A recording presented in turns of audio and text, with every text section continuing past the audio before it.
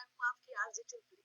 3 बज गए हैं, इसका मतलब चुलबुली आ गई है और आपके लिए फिर से कुछ एंटरटेनमेंट और नॉलेज का मिक्स तड़का लेकर आई। आज बारी है डॉक्टर चस्का के एक और खास एपिसोड की। और आज के इस एपिसोड में हमारे स्पेशल गेस्ट है डॉक्टर ध्रुव पाठक, देवीशा नेत्र चिकित्सालय ग्वालियर। बहुत इंटरेस्टिंग एपिसोड होने वाला है और आज का जो एपिसोड का टॉपिक है वो सबसे तो हम हर दूसरा इंसान पूछ रहा है, क्योंकि आंखों की प्रॉब्लम हर किसी को होती है। पॉल्यूशन है और कुछ हम खुद खुद केयरलेस है। स्क्रीन टाइम हमारा जो है वो मतलब 24-24 घंटे पार करता जा रहा है। आज का एपिसोड खास आपके लिए। साथ ही आपको पता है कि आप खुद भी इस एपिसोड का पार्ट बन सकते हैं। कैसे? बस फोन उठाना है और कॉल करना है हमारे स्टूडियो नंबर 40095955 पर। साथ ही हम फेसबुक पे भी लाइव है, तो आप हमें लाइव वहां भी देख सकते हैं और अपने सवाल हमें कमेंट बॉक्स के जरिए भी पूछ सकते हैं। सर, आपका रेडियो चस्का में बहुत बहुत स्वागत है। पहले थोड़ा जर्नी के बारे में जानना चाहेंगे कि कैसे सफर शुरुआत हुई इसकी और ग्वालियर में कितना वक्त लगा?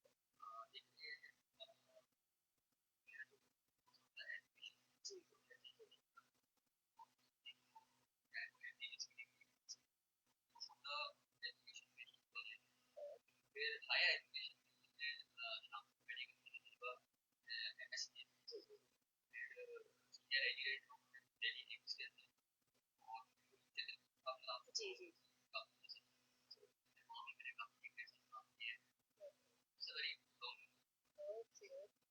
अ, जब ग्वालियर से कोई स्टूडेंट पढ़ाई करता है तो उसका पहला एक टारगेट मन में यही होता है कि बस ग्वालियर से बाहर निकलना है। और ग्वालियर के बहुत सारे स्टूडेंट्स का मन में यही रहता है कि बस हमें ग्वालियर से जाना है, बाहर जाना है। मेट्रो सिटीज की लाइफ अलग होती है, ग्वालियर से बाहर निकलना है। पर आप वापस अपनी जन्मभूमि में वापस आए हैं सर्व करने के लिए, तो आपके मन में कभी नहीं आया कि नहीं ग्वालियर से बाहर निकलना?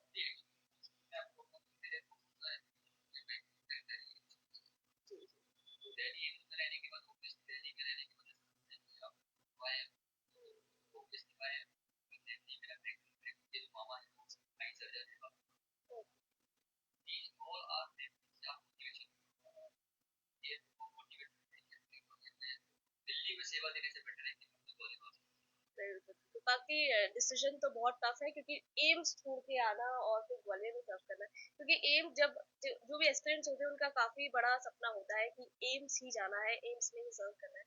पर अच्छा लगता है कि हमारे ग्वालियर में भी इतने अमेजिंग डॉक्टर्स हैं और वो इतने टफ डिसीजंस लाइफ के छोड़ छोड़ के और ग्वालियर में सर्व करना चूज करते हैं। जरूरी है। और यही रिजल्ट है कि अब ग्वालियर में इतने अच्छे डॉक्टर्स। एक समय था जब हमको हर छोटी छोटी चीज के लिए मेट्रो सिटीज भागना पड़ता था, आपको हर सर्जरी के लिए दिल्ली भागना पड़ता था। पर अब हमारे पास सारी फैसिलिटीज अवेलेबल है। आप कोई भी नई टेक्नोलॉजी की बात करें और हमारे ग्वालियर में वो अवेलेबल है। देवीशा नेत्र चिकित्सालय की अगर थोड़ी सी बात करें तो क्या फैसिलिटीज आप अवेलेबल करा है?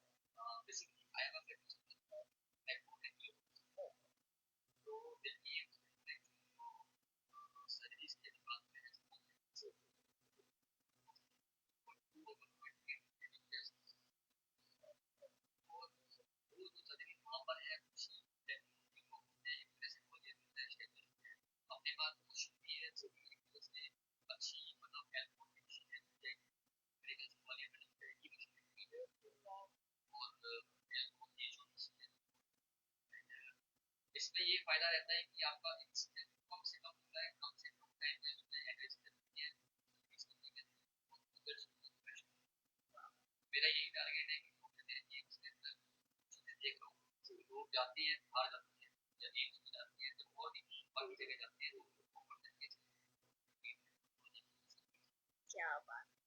आय की जो फील्ड है ये बहुत सेंसिटिव फील्ड कही जाती है, क्योंकि एक छोटी सी गलती और मतलब आपका विजन लॉस हो सकता है। तो ये इतनी सेंसिटिव फील्ड चुनने का कैसा मन में आया है?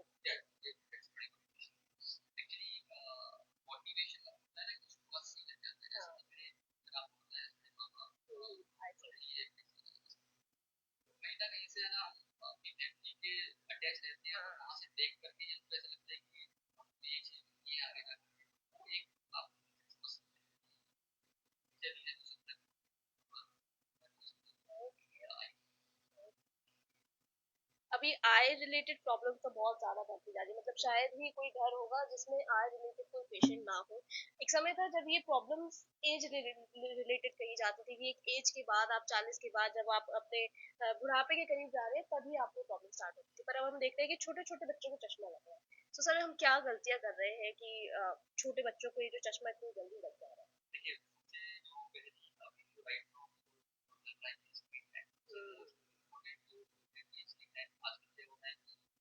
तो मदर्स ने अपने बच्चों को मोबाइल दे दिए, मैक्सिमम टाइम वो अपना डिस्टेंस मेजर ना लेकर के पास करना, मतलब फोकसिंग जो होती है, जिसके कारण उनका क्या है, माइक्रोन्यूट्रिशन बढ़ते जाते हैं उसके बाद। और इसके साथ साथ में एक और बीमारी इसमें जैसे कि मैं जिसमें कि ना जो बच्चे हैं, 2 साल के 3 साल के, हमारे पास काफी सारे ऐसे बच्चे हैं जो मुझे लॉस तो हो ही रहा है, साथ साथ में लेकिन मोबाइल देखने के कारण जो आंखें हैं अंदर की साइड दसी हुई है, ये जो प्रॉब्लम होती है, तो ये भी एक बहुत बड़ा रीजन है।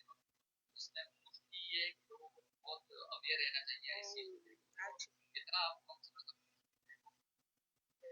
और ये तो हम लोग मतलब सबसे बड़ी गलती हमारी यही है कि हमारा स्क्रीन टाइम बहुत ज्यादा एक्सेस और एक्चुअली आउटडोर हाँ एक्टिविटी अपने आज के टाइम कम है। क्या है, घर पे रह करके मैक्सिमम टाइम मोबाइल ही चल रहा है उनका। जी जी जी तो उस चीज को थोड़ा सा हमको एज अ पेरेंट्स, मैं भी पेरेंट्स हूँ, मेरे भी एक बेटा है, मैं आपको बताऊँ, तो हमको वो चीज थोड़ा सोचनी पड़ेगी और इस पर बहुत जरूरत है ध्यान देने की, क्योंकि जिस हिसाब से जो इजोट्रोपिया के, जैसे मैंने आपको जी बताया, जी पेशेंट बढ़ रहे हैं, तो उसके लिए हमको कहीं ना कहीं बहुत सतर्क और अवेयरनेस की जरूरत है। एक्चुअली मतलब बचपन में मतलब बच्चों के लिए तो स्पेशली उनको थोड़ा स्क्रीन टाइम से जितना आप दूर रख सकते हैं उतना जरूरी है, क्योंकि फिर आगे जाके एक तो वो एडिक्शन बन जाता है, या दूसरा फिर एक कम एज से अगर आपको आई रिलेटेड प्रॉब्लम स्टार्ट हो जाती है तो फिर मतलब कहते हैं कि वो आपके पीछे पड़ी ही रहती है। अगर हम चश्मे की बात करें तो जब बच्चे को चश्मा लग रहा होता है तो पेरेंट्स के मन में बहुत सारे डर होते हैं, बहुत सारे सवाल होते हैं कि अब मेरे बच्चे को इतनी कम उम्र में चश्मा लग गया, क्या ये कभी नहीं हटेगा, क्या ये हमेशा ऐसे रहेगा, क्या ये हमेशा बढ़ता रहेगा। सो एज एक्सपर्ट मैं थोड़ा आपसे जानना चाहूंगी। ओके, बेसिकली एक्चुअली मैं आपको बताना चाहता हूँ कि जो चश्मा होता है ना, उसके जो रीजंस जानना बहुत जरूरी होते हैं। तो रीजंस यदि जेनेटिक रीजंस है तो उसमें अपन लोग बहुत ज्यादा उसमें कुछ नहीं कर नहीं सकते, कर सकते आपको right. बताऊँ। कुछ न्यूट्रिशनल रीजन भी होते हैं, मैं आपको जी बताऊँ, जैसे विटामिन ए की कमी, सी की कमी, ल्यूटिन, कुछ प्रोटीन्स हैं उनकी कमी हो जाना, जी तो उसके कारण भी थोड़ा सा अफेक्ट आता है, मैं आपको बताऊँ, है ना। और तीसरी चीज, चूंकि अपन आजकल इतना हाँ स्क्रीन टाइम हाँ दे रहे हाँ हैं उसके करेक्ट कारण भी, करेक्ट तो हमको रीजन जानना बहुत जरूरी है, जी आपको बताऊँ। और उन रीजंस को यदि हम अपने आप कम कर देंगे तो डेफिनेटली हम चश्मे से निजात पा सकते हैं। बिल्कुल बिल्कुल तो इसमें ये है कि आपको प्रोग्रेशन को रोकने के लिए कहीं ना कहीं अपन को रीजन को खत्म करना बहुत जरूरी है। बिल्कुल अब जैसे जो एडल्ट्स है या जो बड़े लोग हैं जिनका काम ही स्क्रीन से रिलेटेड है, जिनका काम ही है कि उनको पूरे पूरे टाइम स्क्रीन के टच में ही रहना है, तो वो किस तरीके से अपनी आंखों का ध्यान रख सकते हैं? वो तो चाह के भी स्क्रीन टाइम कम नहीं कर सकते। नहीं नहीं, ये आपका बहुत अच्छा क्वेश्चन है, और इसके बारे में भी मैं आपको बताऊं कि अब चूंकि आपका क्या, सभी लोगों का आजकल सारा काम लैपटॉप या हाँ फिर हाँ मोबाइल से ही हो रहा सही बात है, इवन बच्चों का भी हो रहा है, तो इसमें अपन स्क्रीन टाइम को पूरी तरीके से अवॉइड तो नहीं कर सकते, इसमें बिल्कुल कोई डाउट नहीं है। बट ये है कि इसको अपन कम किया जा सकता है, ठीक है ना। कम करने के कुछ चीजें होती है जिसको आप फॉलो कर सकते हो, जैसे कि आपको कोई भी चीज है ना 20 मिनट से ज्यादा नहीं देखनी है। आपने एक 20-20 रूल, आई थिंक आपने जी भी जी जी शायद जी जी काफी चर्चा में चल रहा है आजकल जी को। जी तो उसमें क्या है कि हर 20 मिनट में हर बच्चे को 20 सेकंड, कोई बच्चा हो या फिर एडल्ट हो, कोई भी हो, 20 मिनट में 20 सेकंड का अपन को गैप देना ही है। और जितना डिस्टेंस देख सकते हैं उस ड्यूरेशन में देखिए, मतलब कोई भी कंटिन्यूस काम नहीं करना है आपको। दूसरी चीज आप ये कर सकते हो कि है ना, आंखों में जो ब्लिंकिंग एक्सरसाइज होती जी है, जी उसको आप सुबह शाम जब भी आपका फ्री टाइम होता है उसको आप इंक्रीज कर सकते हो। जिससे क्या होता है कि है ना, आपके अंदर जो ड्राइनेस की कंप्लेन आती है स्क्रीन टाइम के कारण, उसको अपन अवॉइड किया जा सकता है। ओके पर हम लोग तो सर थोड़े से नालायक भी है ना, हम लोग स्क्रीन से ब्रेक लेके भी हम स्क्रीन ही यूज कर रहे होते हैं, तो अगर बड़ी स्क्रीन से हमने ब्रेक ले लिया है तो हम सोच रहे हैं कि 4 रीलें तो देख ही लेते हैं, 20 मिनट का ब्रेक लिया है तो सो ये गलतियां तो हम लोग करते हैं नो डाउट। डाइटरी हैबिट्स भी हम लोग की बहुत ज्यादा खराब हो गई हैं। पहले कहते थे कि आप ग्रीन वेजीज खाओ और ये नेचुरल चीजें खाओ तो उससे आपकी आईसाइट बिल्कुल अच्छी बिल्कुल। होगी, पर अब तो वो सब भी बिल्कुल मैं कहती हूँ कि ना के बराबर ही है, हम हरी सब्जियां कम ही खा रहे हैं। बिल्कुल। सो कुछ ऐसी डाइटरी टिप्स जो हमारी आंखों को अच्छा कर या सकते डेफिनेटली, एक्चुअली एक तो क्या है कि अपन का लाइफ स्टाइल मॉडिफिकेशन बहुत जरूरी है। हैं। करेक्ट करेक्ट ठीक है, वो मॉडिफिकेशन आप नहीं करोगे तो आप कितना भी लीफी वेजिटेबल्स खा लो, या फिर आप विटामिन ए रिच जी जी कैरेट्स वगैरह जी भी आप खा सकते हो, जी बट वो उतना अफेक्ट नहीं करेगा जब तक कि अपन लाइफ स्टाइल को नहीं मॉडिफाई नहीं करेंगे। करेक्ट तो मोस्टली यदि बच्चे हैं तो कोशिश करें कि वो इंडोर एक्टिविटीज को कम करके आउटडोर जी एक्टिविटीज में जाए, जी क्योंकि जी इवन आप देखिए कि जो बाहर की जो सनलाइट होती है वो हमारी आंखों के लिए कुछ हद तक फायदेमंद भी होती है, मैं बिल्कुल आपको बताऊं, बिल्कुल क्योंकि उसमें भी रेडिएशन हमारी कुछ हाँ चीजें फायदेमंद के लिए होती है। लेकिन अब क्या हो रहा है कि है ना, अपन चूंकि मोबाइल देख रहे हैं उसके अंदर से जो रेडिएशन निकल रही है, these are very dangerous for us. तो इसमें हम ये भी कर सकते हैं, ब्लू कट चश्मे आजकल काफी पैटर्न चल रहा है, काफी लोग बनवा रहे हैं इस चीज को लेके। बट ये सब चीजें कुछ हद तक अवॉइड कर सकते हो, कुछ हद तक कम कर सकते हो, लेकिन जब तक आप लाइफ स्टाइल मॉडिफिकेशन जी। नहीं होगा तो वो कहीं ना कहीं आपको अफेक्ट करेगा। ब्लू कट लेंसेज के बारे में बिल्कुल आपने बिल्कुल। बताया, ये काफी ट्रेंडिंग में है, मतलब काफी लोग सुनते हैं, तो क्या ये वाकई इफेक्टिव है कि ओवर हाइप्ड है? देखिए मैं आपको बताऊँ, एक तो ये है कि ब्लू कट चश्मे जो रहते हैं मोस्टली क्या है कि जस्ट आपको स्क्रीन में से जो हार्मफुल रेडिएशन जो जी निकल रही है जी। जो प्रोटेक्ट, तो उससे एक तरह से 100% प्रोटेक्शन तो मैं नहीं बोलूंगा, लेकिन हाँ कुछ हद तक आपको कहीं ना कहीं उससे रिलीफ मिलता है इस चीज से, मैं ओके। आपको बताऊँ। और जैसा कि मैंने आपको दो तीन चीजें जो एक्स्ट्रा में जी बताई है जी कि जी। आपको ब्लिंकिंग हम्म। एक्सरसाइज और कहीं ना कहीं आपको एक गैप देना है, जी जी जी। कंटिन्यूस काम चाहे आप स्क्रीन पर करते रहेंगे तो कहीं ना कहीं इफेक्ट करेगा। Okay okay. हमारा एरिया जो है वो आज भी कुछ चीजों में ऑर्थोडॉक्स है, मतलब हम कहने को हमारे पास बहुत सारी टेक्नोलॉजीज आ गई हैं, एक्सपर्ट डॉक्टर्स, एक्सपीरियंस डॉक्टर्स हैं, पर कुछ चीजों को लेके आज भी वो पुरानी चीजें चली आई हैं दादी नानी के टाइम से। फॉर एग्जांपल कि मोतियाबिंद का जो ऑपरेशन है वो सर्दियों में ही कराएंगे, गर्मियों में नहीं कराएंगे, आंखें पक जाएंगी और रिकवरी नहीं हो पाएगी। सो ये बहुत से डॉक्टर्स कहते हैं कि मिसकंसेप्शन है, पूरी तरीके से मिथ है, ऐसा कुछ जरूरी नहीं है। एज एक्सपर्ट मैं आपसे जानना चाहूंगी कि ये मिसकंसेप्शन है या वाकई इसमें कुछ थोड़ी बहुत सच्चाई नहीं है? नहीं, एक्चुअली ये जो पैटर्न है मैं आपको बताना चाहूंगा कि पहले क्या होता था पुराने जमाने में, जो ऑपरेशन किए जाते थे काफी 7 mm या 6 mm का चीरा मार के किए जाते थे। जी। सो उनको हील होने में समय लगता था। हम्म। चूंकि है ना गर्मियों में क्या होता था कि है ना इतना बड़ा लंबा चीरा लग के ऑपरेशन जब होता है तो कहीं ना कहीं हीलिंग में एक इफेक्ट आता है, जी ओके। और पसीना भी एक कारण हो सकता है, क्योंकि मोस्ट ऑफ द जो लोग हैं, जी। जो गरीब लोग हैं, हाँ। उनके यहाँ पर एसी कूलर तो नहीं होते है, नहीं है, मैं आपको करेक्ट। बताऊं। But nowadays we are working as a phaco surgeon की हमको 2.2 mm के इंसिजन पर जी काम कर जी रहे हैं। जी जी। इवन आप विश्वास नहीं मानेंगे, मैं तो खुद 1.8 mm का इंसिजन लगाता हूँ। आई थिंक दैट्स द, इससे कम कुछ नहीं होता, मैं खुद आपको हाँ। बताऊं। तो इसमें आपका कोई भी आपको मौसम इसमें कोई का अफेक्ट नहीं करता कि जी चाहे जी। वो गर्मी हो चाहे सर्दी हो, आप किसी भी मौसम में किसी भी बरसात में कभी भी एट एनी टाइम आप इस चीज को ऑपरेशन करा सकते हो। तो जो ओके ओके। मिसकंसेप्शन था वो पुराने हाँ सर्जरी के हाँ। पैटर्न को चलते पैटर्न के हुए आ रिलेटेड रहा था था। बिल्कुल। बट नाउ अ डे जो अभी जो सर्जरी चल रही है, हम्म। जैसे कि मैं आपको बताऊं कि अभी आज के टाइम पे जो हम सर्जरी कर जी रहे हैं, मैं जी। आपको बताऊं उसमें हम ना ही इंजेक्शन लगाते हैं और ओके। ना ही पट्टी बांधते हैं, मैं आपको बताऊं। तो ओह। इवन मतलब मरीज यदि आपको ऑपरेट किया है तो ऑपरेशन के जस्ट खड़े होते ही उसको विजन पूरी तरीके से रिकवर हो जाएगा। वाओ। तो ये कुछ नई टेक्नोलॉजी है, नया पैटर्न है, तो उस हिसाब से अडेप्टेशन के हिसाब से तो ये एक मिथ है। लेकिन है ना पुराने हिसाब से देखा जाए तो वो उनकी एक पैटर्न के जी हिसाब से जी जी। सर्जरी का पैटर्न यदि अलग है तो वो डेफिनेटली वो अफेक्ट करता है। वाओ। मतलब आई सर्जरीज को लेके, स्पेशली कैटरैक्ट, मोतियाबिंद, इन चीजों को लेके अगर लोगों के मन में यही रहता है कि अरे रिकवरी पीरियड बहुत टफ रहेगा, पता नहीं अब हमको कितने दिनों की छुट्टी लेनी पड़ेगी, नेक्स्ट हम कब ऑफिस जा पाएंगे, अपनी डे टू डे लाइफ में कब वापस आ पाएंगे। पर जैसा कि आप कह रहे हैं कि आप अगले दिन बिल्कुल ही बिल्कुल। नॉर्मल हो जा रहे हैं। वाओ। सारे रूटीन वर्क आप फ्रॉम द नेक्स्ट डे कर सकते हैं, क्या कोई ऐसा बात इशू नहीं है, मैं आपको बताऊँ। इवन हमारे यहाँ पर कुछ हमने ऐसे भी ऑपरेशन किए हैं जिनके इवन आज हमने ऑपरेशन किया और वो कल दूसरे दिन हमको शादी में मिले हैं। है। Oh. So you can't believe but मतलब दिस। मेकअप वेकअप लगा के कि विदाउट नहीं, मेकअप? मेकअप के लिए हम थोड़ा-सा अवॉइड करते हैं, क्योंकि ऑब्वियसली एक ऑपरेशन हुआ है जी तो कहीं जी न कहीं जी। हमको है ना उस बिल्कुल टाइम पे बिल्कुल हमको हाँ। दवाइयाँ भी डालनी होती हैं। जी। बट ये है कि नोबडी कैन आइडेंटिफाई या। कि आपका 2 घंटे पहले ऑपरेशन हुआ है या फिर 1 दिन पहले ऑपरेशन। क्या बात है तो मतलब। This is the kind of the beauty कि आप टॉपिकल फेको हम कर रहे हैं आज के जी टाइम पे। जी। तो एक इसका बहुत बड़ा रीज़न है। क्या बात है, मतलब इससे बड़ी सक्सेस तो क्या ही हो सकती है। पहले एक रिकवरी पीरियड होता था, आपको 4-5 दिन फुल ऑन रेस्ट करना है, अब तो next day you can go to parties also ना, पर मेकअप नहीं लगाना है वो सर ने आपको मना कर दिया है। अगर हम आईज के रिलेटेड बात करें, जो भी प्रॉब्लम्स स्टार्ट होती हैं, उसके क्या अर्ली सिम्टम्स होते हैं, कि अब कैसे पता चल जाता है कि हमने बहुत काम खराब कर लिया, अब तो डॉक्टर के पास जाना ही पड़ेगा? बिल्कुल, देखिए मैं आपको बताऊँ कि कुछ बीमारियाँ आँख की ऐसी हैं जिसे अपन हिडन बोलते हैं जी आपको। जी जी। जो कि क्या है कि आपको मालूम नहीं चलता, जैसे सडन हार्ट अटैक होता है ना, ऐसा उस हम्म। टाइप में सडन अपनी लॉस भी होता है, जी विजन लॉस। जी। कुछ बीमारियों तो आप नहीं पता लगा सकते, जैसे कि हम्म। ग्लूकोमा एक ऐसी बीमारी है जिसमें इंसान को बिल्कुल भी मालूम नहीं चलता, काला पानी जिसे जी अपन जी बोलते हैं। जी। और जब हमारे पास पेशेंट आता है तो ऑलरेडी वो मैक्सिमम लॉस करके ही आता है, मैं आपको बताऊं। तो इसमें क्या है कि सिम्टम कुछ एसिम्प्टोमेटिक के लिए तो अपन को एक रेगुलर चेकअप बहुत जरूरी है, मैं आपको बिल्कुल। बताऊं। स्पेशली मैं ग्लूकोमा पर इसलिए स्ट्रेस बार बार आपको दे जी रहा हूँ जी क्योंकि अभी राइट नाउ इतने पेशेंट इंक्रीज हो रहे हैं ग्लूकोमा के, जी। और इसमें जो लॉस होता है वो कभी इरिवर्सिबल है, एक तरह से वो कभी अपन उसको रिकवर नहीं कर सकते, जी जी। है ना।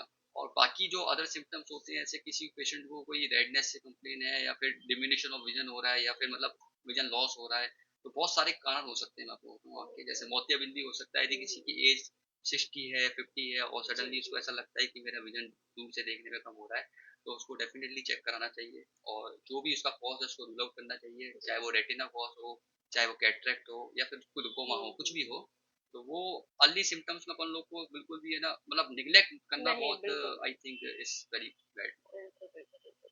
कई बार हमने बहुत अर्ली एज में भी ऐसे केसेस सुने हैं कि सडन विजन लॉस हो जाता है, क्या उसके भी कुछ सिम्टम्स होते हैं या कि या एकदम सडन ही हो? एक्चुअली सडन विजन लॉस के सिम्टम्स ऐसा तो नहीं आएगा कि आपको एकदम दिखना कम हो रहा है, जी। तो ग्रेजुअल जो लॉस ऑफ विजन इसके अंदर नहीं होता है। अब इसका नाम ही सडन है तो हाँ एकदम सडन ही जाएगा हाँ ऑब्वियसली। लेकिन कुछ एसोसिएटेड फैक्टर होते हैं, जैसे मैं आपको बताऊं कि है ना, कभी कभी एक पेन होता है, जैसे आपका आंख, जैसे अपनी बॉडी का प्रेशर रहता है ऐसे जी ही जी आंखों का भी एक इंट्राओकुलर प्रेशर होता है, तो उसके कारण भी कभी कभी नस सूख जाती है आंख देखने की।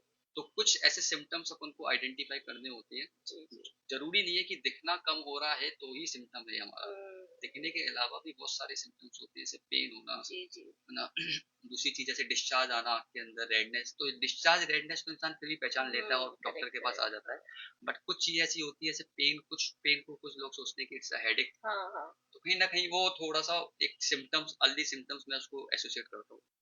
करके बाकी हेल्थ के मामले में तो जितना ज्यादा लेटलाली हम करते हैं, हम लोग तो रिकॉर्ड बना सकते हैं, मतलब लिटरली जब तक बिल्कुल सिचुएशन अब लगता है कि अब तो आउट ऑफ कंट्रोल है, तब तक तभी हम डॉक्टर के पास जाते हैं, तब तक तो खुद ही कुछ कुछ कर रहे होते हैं। आजकल सेल्फ डायग्नोसिस भी एक बहुत बड़ा हेडिक बन गया है या डॉक्टर्स के डेफिनेटली। लिए, क्योंकि कंटेंट इतना है और नॉलेज कैपेबिलिटी इतनी ज्यादा है कि हर चीज हमने तुरंत गूगल किया, तुरंत चैट जीपीटी किया, बिल्कुल। और आधे डॉक्टर खुद ही बनने के बाद अपनी चीजें खराब करने के बाद फिर डॉक्टर के पास जाते हैं कि सर हमने तो ऐसा ऐसा किया था पर अब काम खराब हो गया। तो एक मैसेज मैं चाहूंगी कि आप उन लोगों के लिए भी दें कि सेल्फ डायग्नोसिस कितना ज्यादा रिस्की हो देखिए सकता है। बहुत ज्यादा रिस्की है, मैं आपको बताऊँ, मैं आपको अपने ही एक केस बताता हूँ। बिल्कुल बिल्कुल। इवन एक पेशेंट, मैं आपको बताऊँ, एक चालक का पेशेंट था, मैं आपको जी। बताऊँ, and he is taking treatment from the YouTube channels, oh okay. God. And वो यूट्यूब से ही दवाइयाँ खरीद रहा है कि उसको ये भी नहीं मालूम कि है ना, जो छाला होता है उसके अंदर कुछ दवाइयाँ टोटली कॉन्ट्रा इंडिकेट होती हैं, and he is continuously using and he came to us, मतलब उस स्टेज पर आया कि हाँ उसकी हमको पूरी आंख निकालनी पड़ी। सो कंडीशन इतनी वर्ष हो जाती है कि अपन कहीं ना कहीं है ना, अपने आप को एक डॉक्टर खुद समझने लगते हैं हम्म। और इस कंडीशन पर डॉक्टर के पास जाते हैं कि है ना, वो फिर हमारे भी हाथ में कुछ हाथ नहीं पे बचेगा। नहीं होगा वो। तो कहीं न कहीं मैं रिक्वेस्ट भी करना चाहूँगा लोगों से कि है ना, बिल्कुल भी है ना, इस चीज़ से आप परहेज़ रखिए। ठीक है, नॉलेज, बीमारी की नॉलेज होना बहुत अच्छी बात है, मैं जी। आपको बताऊँ, लेकिन मोबाइल के थ्रू या फिर यूट्यूब के थ्रू आप ट्रीटमेंट लेना जब चालू कर देते हैं, तो कहीं न कहीं वो एक आपके लिए रिस्की हो सकता है बहुत ज़्यादा। बिल्कुल बिल्कुल, और मतलब डॉक्टर्स अपने महीनों की, अपने सालों की तप के बाद उस पोजीशन तक पहुंचे हैं, उस एक्सपीरियंस के बाद, उतनी डिग्रीज के बाद वो इस रिस्पॉन्सिबिलिटी तक पहुंचे हैं कि वो आपको ट्रीटमेंट कर सके। आपको लगता है कि आप 300 रुपए के रिचार्ज से, एक यूट्यूब वीडियो से अपने आप को ठीक कर पाएंगे? तो इस इतना बड़ा रिस्क तो बिल्कुल मत लिया कीजिए। पहला सुख निरोगी काया हम हमेशा से कहते हैं, तो अपनी हेल्थ को हमेशा अपनी प्रायोरिटी बनाओ। लेसिक सर्जरीज की अगर हम बात करें तो आज भी हमारी सोसाइटी का एक बहुत बड़ा सेक्टर ऐसा है जिसमें लेसिक सर्जरीज को लेकर डर है कि पता नहीं क्या होगा, कैसे करेंगे और कुछ गड़बड़ हो गया तो थोड़ा लेसिक सर्जरी के बारे में आपसे जानना चाहती हूँ कि कितना सक्सेस रेट है उसका। देखिए लेसिक सर्जरी आज के टाइम पे मैं मानता हूँ कि सबसे बेस्ट सर्जरी है चश्मा हटाने के लिए, मैं मानता हूँ। हालाँकि और भी सर्जरीज़ होती है, जैसे आईसीएल होता है, जी जी। आपको बताऊँ मैं। बट ये है कि लेसिक सर्जरीज़ के अंदर डिपेंड करता है काफ़ी हद तक कि आपकी जो कॉर्निया है, पुतली, उसकी थिकनेस पे डिपेंड करता है, मैं आपको बताऊँ। तो कुछ हर पेशेंट को अपन लेसिक नहीं कर सकते, जी जी। वो अपन को आइडेंटिफ़ाई करना पड़ता है। उसके कुछ टेस्ट होते हैं, जैसे कि पेंटाकेम जी करके जाँच जी। होती है, मैं आपको बताऊँ। तो अर्ली डायग्नोसिस में अपन लोग को पहले पहचानना होता है कि you are eligible for the LASIK surgery और नॉट। और ठीक है ना। और दूसरी चीज ये है कि लेसिक सर्जरी भी अपन एक एज के बाद करते हैं ना, ओ, कि जब तक आपका चश्मे का नंबर स्थिर नहीं होगा, जी। तो we not go for LASIK surgery. जब तक वो स्थिर नंबर होगा उसके बाद ही लेसिक सर्जरी आप कर सकते ओके हो। और कुछ ओके। कुछ पेशेंट ऐसे भी होते हैं हमारे पास कि है ना, जिनकी थिकनेस इतनी कम है कि उनमें लेसिक नहीं सर्जरी, तो उनके लिए भी सेकंड ऑप्शन है। जैसे आईसीएल लेंस होते हैं कुछ, मैं आपको बताऊँ, तो इंट्राकॉलिमर लेंस टाइप के होते हैं, तो इनको अपन डाल करके उनका चश्मा हटाने के कुछ हद तक कर सकते हैं अपन। तो मतलब सक्सेस रेट काफी अच्छा है, डरने काफी की कोई अच्छा है, आई बात थिंक नहीं है। बहुत बहुत बेस्ट है मेरे हिसाब से। रिकवरी का कैसा क्या सीन है फिर? रिकवरी मोस्टली 6 to 7 डेज के अंदर पेशेंट अपने वाह। सारे काम रिज्यूम कर सकता है। क्या बात है। So, मतलब अब जो सर्जरीज का जो पहले टैबू चला आया है कि आपको महीने भर आप वेट करना पड़ेगा, आप अपनी डेली लाइफ में नहीं वापस जा पाओगे, इतना रेस्ट करना पड़ेगा। रेस्ट थोड़ा चाहिए पर रिकवरी पीरियड काफी स्ट्रांग है, तो आपको लगे कि आप अपनी डेली लाइफ में कब जा पाएंगे, वो आप अगले दिन से स्टार्ट कर सकते हैं। अगर हम फेको सर्जरीज की बात करें तो उसके बारे में भी हम बहुत सुनते हैं, पर अधिकतर लोगों को समझ में नहीं आता ये फेको है क्या। मतलब उनको ऐसा लगता है कि अगर हम कह रहे हैं कि कोई फेको सर्जन है तो देवर लाइक कि अच्छा फेंकता होगा वो सर्जन इसलिए फेको सर्जन है। बहुत गंदा जोक मारा है मैंने, पर ठीक है। तो फेको सर्जरीज होती क्या है सर, थोड़ा मैं या आपसे जानना चाहूंगी। एक्चुअली मैं आपको बताना चाहता हूँ कि पहले के ज़माने के अंदर जो सर्जरीज होती थी जी। उसमें क्या होता था कि अपन ने एक चीरा मारा और उससे अपन ने पूरे लेंस को निकाल हम्म, लेते थे। बट अब हमारे पास ऐसी मशीन अवेलेबल है जी जी। कि जिसमें कि अपन स्मॉल इंसिजन से भी उस मशीन के प्रोब से पूरा का पूरा अपन जो मोतियाबिंद है खा सकते हैं, मैं आपको बताऊं। So these are all technology. जैसे कि पहले अपन 3.2 mm का इंसिजन देते थे, आज फिर धीरे धीरे 2.8 mm का हुआ, फिर 2.2 का हुआ और 1.8 mm I think tip of the pencil से आप पूरी ऑपरेशन को कंप्लीट कर रहे हो, क्या है ना। ये एक फेको सर्जरी होती है, मैं आपको बोल रहा हूँ, और इसमें अपन मैक्सिमम अच्छे से अच्छे बेस्ट लेंस डाल सकते ओके ओके। जब हम ऐसी सर्जरीज की बात करते हैं तो लोगों के मन में दूसरा सवाल ये आता दिखता है कि साउंड एक्सपेंसिव कर रही है काफी, मतलब फैंसी से साउंड कर रही है। क्या हम इसको अफोर्ड कर पाएंगे कि भी नहीं, क्या आम आदमी के लिए है? तो मैं थोड़ा सा आपसे खर्चा जानना चाहूंगी कि क्या ये बहुत एक्सपेंसिव होती है या हैं। अफोर्डेबल है। देखिए डेफिनेटली नोट, मैं आपको बताऊँ अभी जैसे कि हम आपको बताएं कि हम जो फेको सर्जरीज कर रहे हैं, जी टॉपिकल फेको जिसे हम बोलते हैं, जी बिना जी। इंजेक्शन बिना पट्टी, आजकल बहुत पैटर्न चल रहा है। हम्म। तो इसमें आप विश्वास नहीं मानेंगे, आज के टाइम पर हर इंसान के पास एक मोबाइल है, हम्म, और वो मैं जहाँ तक समझता हूँ 10 से 12 हज़ार का कॉस्ट का तो होता ही है। आराम एक से। मिनिमम बता रहा हूँ, आराम वैसे से, तो हाँ हाँ। 25 हज़ार तक जाते हैं हाँ हाँ। लोग, जिसको आई थिंक लोग को समझते हैं कि वो 10 से 12 हज़ार तक का कॉस्ट है, जिनको मालूम है कि ये 2 साल 3 साल 4 साल से इससे हम्म। ज्यादा नहीं, आई थिंक वो चल नहीं सकता है, मैं चल आपको सकता, राइट। बताऊं। लेकिन हमारी जो कॉस्ट मैं आपको बता रहा हूँ जी फैको सर्जरीज की, जी जिसमें कि अपन जो लेजर वाला ऑपरेशन कर रहे हैं, हमारा एक मिनिमम कॉस्ट जी। 10,000 से हम चालू करते हैं आपको। ओके। तो पेशेंट आई थिंक है ना उतना भी अफोर्ड करने के लिए रेडी नहीं होता, तो हम्म। हमको कभी कभी ऐसा लगता है कि यार they are very responsible for their actually eyes actually and नहीं, they are doing their surgeries hmm, at any cost, but after वो जो पोस्ट कॉम्प्लिकेशन जो उसको फेस करने होते हैं, तो हम्म। कहीं ना कहीं वो हमको भी ऐसा लगता है कि हमने समझाने में कमी कर दी उसको, या फिर वो पेशेंट ही समझना नहीं चाह रहा था। ये तो हेल्थ के मामले में तो सर वाकई में हम लोग बहुत ज्यादा लापरवाह हैं। अधिकतर हम हेल्थ में भी प्राइसेस कंपेयर कर रहे या होते हैं। आप एक्सपीरियंस नहीं देखेंगे, आप क्वालिटी नहीं देखेंगे, आप प्राइसेस कंपेयर करेंगे। कई बार हमने, हमारे साथ बहुत सारे डॉक्टर्स ऐसे जुड़े हैं जिन्होंने हमें बताया है कि कई बार किसी फलाने ने कह दिया कि इतना सस्ता हो रहा है, या फलाने किसी बाबा ने कह दिया कि बिना दवाई के मैं तुम्हारा सही कर दूंगा, और केस काफी खराब करके वो वापस हमारे पास ही आते हैं, तब हमारे हाथ में कुछ भी नहीं एक्चुअली बचता। उस टाइम पे जब आती है ना, तो उनका जो कॉस्ट कटिंग कॉस्ट जो होता है उस टाइम पर, जो पहले चीज आपकी हम्म, 12 हज़ार में या फिर 15 हज़ार में होने वाली थी, हम्म, वो फिर 1.5 लाख तक पहुंचती है। क्योंकि तो काम कहीं खराब ना करके कहीं है आए ना, हैं। पेशेंट को जो चीज जितना बचाने की कोशिश करता है, वो कहीं ना कहीं उसको बाद में उससे डबल ही लगता है, मैं आपको बताऊं। करेक्ट करेक्ट तो कहीं करेक्ट। ना कहीं हमको है ना इस चीज का, जब भी आप सर्जरी कराएं, तो मेरा एक पर्सनल सजेशन यही है हर इंसान से कि है ना, पूरी सोच समझ करके प्रॉपर तरीके से, और जो पैटर्न चल रहा है अभी ग्वालियर के अंदर, बिना जी। इंजेक्शन बिना पट्टी का, तो नई टेक्नोलॉजी के हिसाब से आप ऑपरेशन कराइए, नहीं तो पुरानी टेक्नोलॉजी में कराएंगे तो कहीं ना कहीं आपको वो अफेक्ट करेगा। Correct correct. और मैं तो कहती हूँ थोड़ा सा अपना डॉक्टर भी आप थोड़ा सा जांच परख के चुनिए कि उनको कितना एक्सपीरियंस है, कितना कितना एक्सपर्टीज है, उस हिसाब से सब। क्योंकि हेल्थ के मामले में बिल्कुल भी लापरवाही बिल्कुल भी मत बरतो। हेल्थ प्रायोरिटी में, हर डॉक्टर चस्का में ये लाइन मेरी फिक्स है। आप लोग सोचते हो कि कितनी बार सेम लाइन कहती है, पर हेल्थ अपनी प्रायोरिटी रखो भाई। सब चीज सेकेंडरी है। अगर तुम स्वस्थ रहोगे तो सब कुछ चंगा है। अगर तुम खुद ही स्वस्थ नहीं हो तो कितना भी आसपास लग्जरी हो, तुम कुछ भी इंजॉय नहीं कर पाओगे। अगर हम रेगुलर चेकअप की बात करें आईज की, तो ब्लड टेस्ट को लेके इंसान अभी भी थोड़ा थोड़ा अवेयर हो रहा है कि करा लेते हैं। पर आई टेस्ट में आज भी जब तक बिल्कुल ही 4-5 दिन लगातार आंख दर्द नहीं कर रही है, जब तक बिल्कुल ही दिखना बंद नहीं हो जा रहा है, तब तक आई टेस्ट भी नहीं करा या रहे हैं। डेफिनेटली। सो एक अवेयरनेस मैसेज आई टेस्ट के लेके भी कि थोड़ा सा हम इसके लिए भी रेगुलर हो जाए, और कितने कितने इंटरवल पे आई टेस्ट करा लेना चाहिए। देखिए जिनको ऑलरेडी चश्मा लगा हुआ है, मैं आपको बताऊं, तो जी। उनको तो आई थिंक है ना हर 3 महीने के अंदर एक बार अपने ओके चश्मे की ओके जांच जरूर करानी चाहिए, ओके। कि गलत चश्मा पहनना भी एक रीजन हो सकता है हेडेक का, मैं आपको बताऊं। कभी कभी कुछ लोग क्या है, चश्मे का नंबर गलत पहनने के कारण भी जी कंप्लेन लेके आते हैं हमारे पास। जी जी। तो एक रेगुलर चेकअप तो बहुत जरूरी है।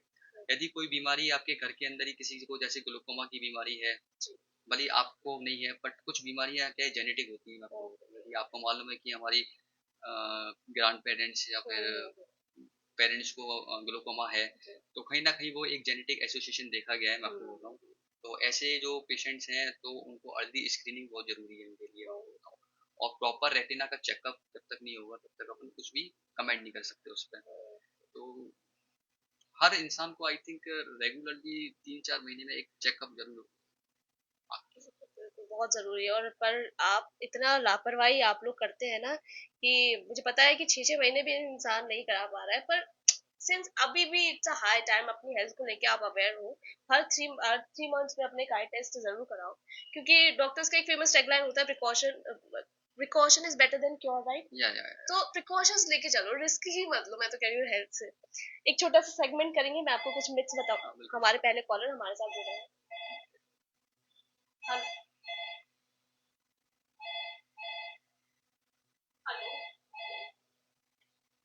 हेलो।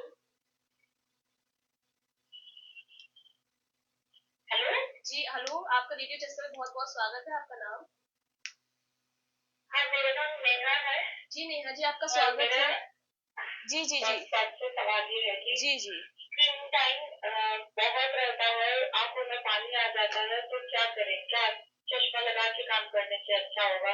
कैसे पता चलेगा हमें? क्या कोई ड्रॉप्स होती है ऐसी जनरल, जिसे डाल के अपने आप से हम ठीक हो सकते हैं? तो नेहा जी आपका क्वेश्चन बहुत अच्छा है और बहुत कॉमन क्वेश्चन है ये, मैं आपको बताऊं। तो ये जो स्क्रीन टाइम है ना, स्क्रीन टाइम को आप एकदम कंप्लीटली अवॉइड तो बिल्कुल नहीं कर पाएंगे, मैं आपको बताऊं। तो मैं लोगों को सजेस्ट कर, कंप्लीटली आप अवॉइड तो नहीं कर सकते स्क्रीन टाइम को, बट ये है कि इसको कम करने की आवाज आ रही है, बट इसको आप है ना कोशिश कर सकते हो कम करने की। जैसा कि मैंने अभी डिस्कस किया था कि जैसे कि 20-20 रूल होता है, मैं आपको बताऊं कि हर 20 मिनट में अपन को एक 20 सेकंड का गैप देना है और 20 फुट की डिस्टेंस की दूरी पर देखना है। तो उससे कुछ ना कुछ हद तक आपको, पूरी तरीके से तो नहीं लेकिन अफेक्ट आएगा, मैं आपको बताऊँ। दूसरी चीज मैंने ये बताई थी कि ब्लिंकिंग एक्सरसाइज, में आपको बताऊँ कि आप जब भी आपको फ्री टाइम मिलता है, सुबह दोपहर शाम जब भी आपको मिले, तो कम से कम एट अ टाइम एक बार में 50 से 60 बार आपको आंख को ब्लिंक करना है। तो जिसके कारण जो स्क्रीन टाइम के कारण जो आपको अफेक्ट कर रही है आंखें, जैसे कि ड्राइनेस की कंप्लेन बहुत मोस्ट कॉमन कंप्लेन है, तो कहीं ना कहीं वो आपको अफेक्ट करेगी, रिलीफ करेगी, कहने का मतलब ये है।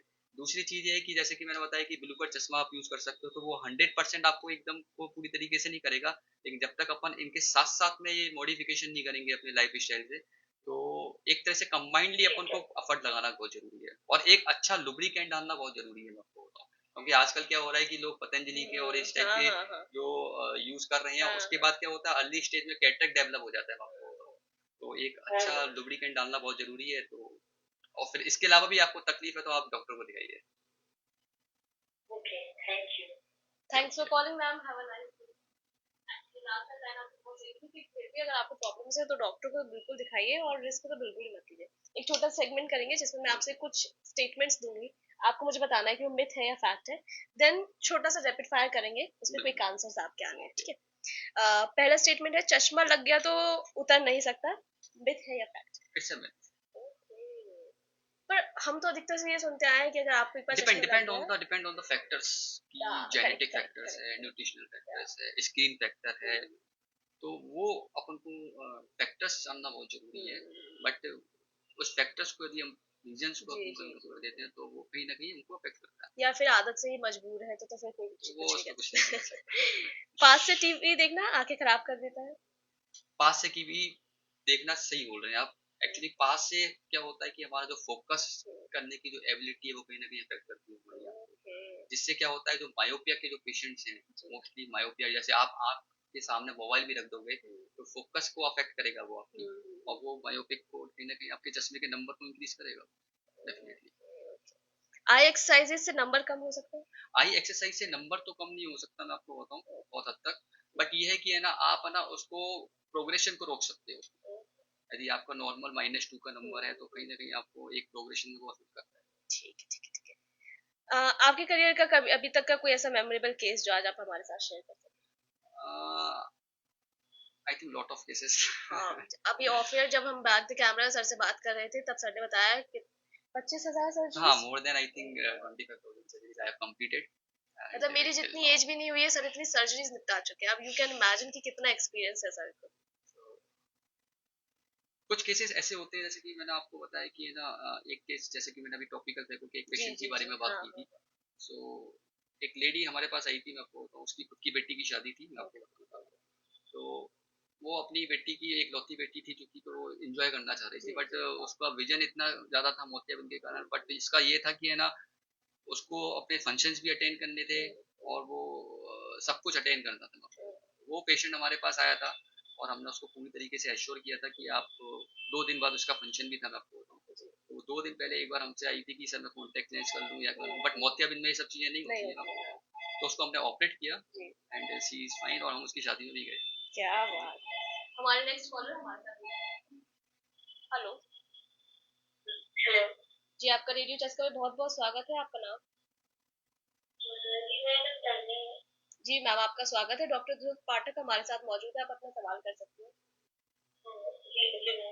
सर मुझे अभी अभी चश्मा लगा है, मेरा स्टार्टिंग का नंबर है, तो मुझे चश्मा हटवाना है, तो इसके लिए मैं क्या करूंगी? ओके, आपका अभी चश्मा लगा है तो पहले तो आपका डिपेंड करता है, आपकी एज कितनी है पहले ये बताइए मेरे को। जी मेरी एज 18 है। 18 एज है, ओके। देखिए, आपका शुरुआत में चश्मा लगता है तो इसमें एकदम आपको नहीं हटाना है, मैं आपको बताऊँ। क्योंकि पहले शुरुआत में आपको लगाना है, उसके बाद हमको क्या है कि चेक करना होता है कि हर 3 महीने 6 महीने में आपका चश्मे का नंबर तो इंक्रीज नहीं हो रहा, क्योंकि जब तक आपका नंबर स्थिर नहीं होगा तो अपन चश्मा हटाने का ऑपरेशन नहीं कर सकते। तो आपको ठीक है, आपकी एज 18 ईयर्स है, you are eligible for the LASIK surgery और द आईसीएल सर्जरी। बट ये है कि आपने चश्मा पहना ही नहीं है तो आप हटाने की कैसी बात करोगे। तो सबसे पहले तो आप पहले चश्मा पहनिए कंटिन्यूस और हर 3 महीने 6 महीने में चेक कराइए। यदि आपका चश्मे का नंबर कांस्टेंट होता है तो 6 महीने बाद after 6 months you can do go for the LASIK surgery.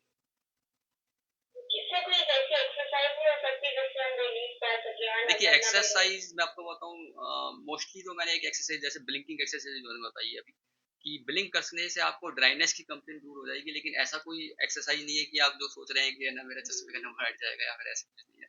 तो कहीं ना कहीं वो एक बार, और फिर भी आपको ऐसी कोई तकलीफ हो रही है तो और भी कोई रीजन हो सकता है कि आपके जो ऑक्यूलर मूवमेंट्स हैं कहीं वो अफेक्ट नहीं कर रहे, तो वो एक बार आप दिखा के ही उसको अपन सही कर सकते हैं। Okay okay okay sir, okay thank you sir. Okay. Thanks for calling ma'am, have a nice day. कोई एक ऐसी मिस्टेक जो हर पेशेंट करता है आपके according? They they. Correct correct I correct. Think patient को जब तक पूरी तरीके से इमरजेंसी कंडीशन में ना आ जाए तब तक वो पेशेंट आई थिंक वो नहीं आता हमारे पास। तो ये mistake I think not in middle class, even higher class में भी मैं आप बताना चाहूँगा ऐसा कुछ जरूरी नहीं होता कि इसके लिए आपको बहुत पढ़ाई लिखाई की जरूरत है या फिर। तो कहीं ना कहीं मेरे को ऐसा लगता है थोड़ा समय अपन को अपने आँख के लिए निकालना चाहिए। और early diagnosis is the best treatment. Late diagnosis किसी भी चीज किसी भी बीमारी की हो, चाहे वो आँख हो चाहे हमारे शरीर की कोई भी बीमारी हो, लेट डायग्नोसिस कहीं ना कहीं हमको भी एक कॉन्फिडेंस कम करता है, डॉक्टर का भी कॉन्फिडेंस कम होता है इससे कि वो एक एश्योरिटी नहीं दे पाता उस टाइम पे। आपको बताऊँ तो वो एक चीज है आई थिंक जो सभी लोग। Correct correct. नहीं, लेट लाली का तो हम लोगों में सब में कुछ तो ये कीड़ा है कि इसमें तो हम लोग प्रो है कि जब तक बिल्कुल ही सिचुएशन हाथ से बाहर जा रही है तब तक तो मतलब डॉक्टर के गेट पे हम जाने नहीं वाले हैं। एक केस मैं आपके सामने डिस्कस करना चाहता हूँ कि हमारे पास कुछ 2 या 3 महीने पहले एक पेशेंट आया था, आई थिंक उसको बहुत देर था। तो हमने उसको एडवाइस किया था कि this is the right time for the cataract surgery, आप this is the best time. जी जी। बट वो आफ्टर 6 मंथ वो हमारे पास आया तो वो ऑलरेडी वो LIG में जा चुका था, मतलब वो ऑलरेडी उसका आँख का जो मोतियाबिंद पक के फट चुका था और वो काला पानी बना चुका था। Now he has no vision even after the cataract surgery, just only for the delay. तो कहीं ना कहीं ये एक चीज है, मैंने ये चीज इसलिए शेयर की आपके साथ, तो कहीं ना कहीं लोगों को भी मालूम होना चाहिए कि अच्छे विजन से एकदम कंप्लीट लॉस ऑफ विजन हो जाना कि एक डिले का हो सकता है। स्पेशली अगर आप अपने घर के मुखिया हैं, अगर आपके घर में आप ओनली अर्निंग सोर्स है, मतलब आप ही कमा रहे हैं, तो उसके बाद आपकी एक लेट लाली आपके ऊपर जो संकट आने वाला है आपके साथ में पूरा फैमिली सफर करने वाली है। सो बिल्कुल भी हेल्थ के मामले में लेट लाली मत बरता कीजिए। छोटा सा रैपिड फायर राउंड, क्या ज्यादा टफ होता है, ओपीडी या surgery? I think for me OPD. I think I like surgeries. Sir मुझे नहीं पता, शायद बट 30-40 से ज्यादा डॉक्टर चस्का ओके मैं ओके कर चुकी हूँ, और आज तक किसी ने नहीं कहा कि सर्जरी टफ होती है और OPD. I think surgery for me may be मेरा पैशन है, आप ऐसा भी सोच सकते हो, बट नहीं पर फॉर हम, me surgery is better than for me. और हमारे यहाँ का जो क्राउड है उसको थोड़ा समझाना भी टफ है ना, तो इसलिए ओपीडी थोड़ी ज्यादा टफ हो जाती है। Of course of course. क्योंकि वहां बुक्स नहीं चलती कुछ भी, वो हमको, आप लोगों को एक्चुअली एमबीबीएस वो वो नहीं अपनी खुद सिखाया की है। एक नॉलेज लेके चलते हैं, मैं आपको बताऊं तो हाँ उनको भी कन्विंस करना, उनको हाँ बताना बीमारियों के बारे में तो एक टफ जॉब हाँ। रहता आधा तो वो डॉक्टर को ही सिखा देते हैं, नहीं आप तो गलत बोल रहे हैं। ऐसा नहीं, ऐसा भी होता है सर। स्पेक्स या लेंसेज, व्हाट यू प्रेफर? है। स्पेक्स। मॉर्निंग चेकअप और evenings, what you like the most? Morning. Strict doctor और फ्रेंडली वन? आप कौन फ्रेंडली से? Okay definitely. Okay. No doubt. 8 hours of sleep या चलता है? नहीं नहीं डेफिनेटली 8 आवर्स ऑफ स्लीप। पर सर हम लोग बहुत कम लोग हैं जो 8 आवर्स की स्लीप ले रहे हैं, क्या ये भी एक बड़ा कारण है कि देखिए हमारी आंखों में स्लीप दिक्कत आ स्लीप रही है? पैटर्न यदि आपका लॉस होगा तो वो आपकी आंख को ही अफेक्ट नहीं करेगा, आपकी पूरी बॉडी का जो फंक्शंस होता है उसको अफेक्ट करता है, ओके। चाहे वो ब्रेन हो आपका, चाहे आपके बॉडी के अदर फंक्शंस होते जी हैं। जी जी। स्लीप पैटर्न बहुत जरूरी है। यदि आप स्लीप पैटर्न को मेंटेन नहीं कर रहे तो कहीं ना कहीं वो आपको अभी स्टार्टिंग में नहीं करेगा अफेक्ट, तो कहीं ना कहीं वो लेट बाद में करेगा। करेंगे। अगर हमारी आंखें बोल सकती तो वो क्या बोलती? जल्दी चेकअप हाँ, कराओ। बिल्कुल। शिकायत ही करती, मतलब कुछ अच्छा तो नहीं बोलती, वो शिकायत ही करती पक्के पे। थोड़ा सा अगर हम माइग्रेन की बात करें, बिल्कुल। माइग्रेन भी एक मैं कहूँ एक एपिडेमिक सा फैल रहा है। पहले हम बहुत कम सुनते थे माइग्रेन किसी को, पर अब तो हर दूसरे घर में किसी ना किसी को माइग्रेन होता है।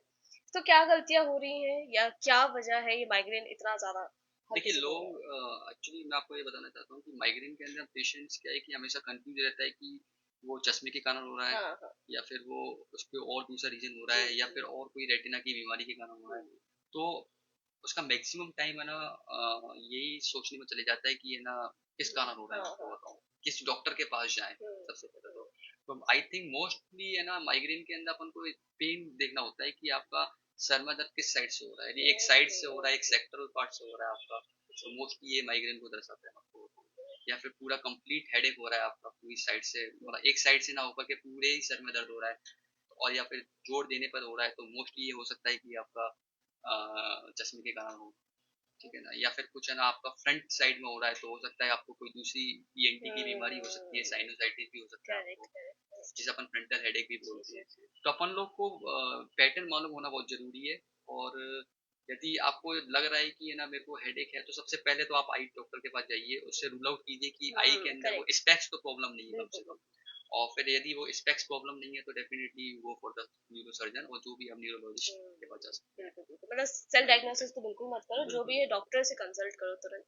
अ, गाजर खाने से चश्मा उतर जाता है, मिथ और फैक्ट? देखिए मैं आपको बताऊं गाजर खाने से जैसे चश्मा नहीं उतरता, मैं जी आपको बताऊं, जी जी। लेकिन मैंने वही चीज आपको अभी बताई थी कि है ना रीजन मालूम होना चाहिए कि हाँ, चश्मे का रीजन क्या है। रीजन क्या जैसे है? कि करेक्ट। न्यूट्रिशनल आपका यदि अफेक्ट है तो कहीं ना कहीं वो कम होगा, कम अफेक्ट होगा। करेगा, मैं आपको बताऊंगा ना। करेक्ट। लेकिन वो रीजन जानना बहुत जरूरी होता है, हाँ यदि जेनेटिक है तो उसमें तो आप कितनी भी गाजर खा हाँ लो उससे हाँ, कोई बिल्कुल फर्क बिल्कुल बिल्कुल। अगर हरकतों से ही नहीं बाज आ रहे हैं वो वाली बातें भी।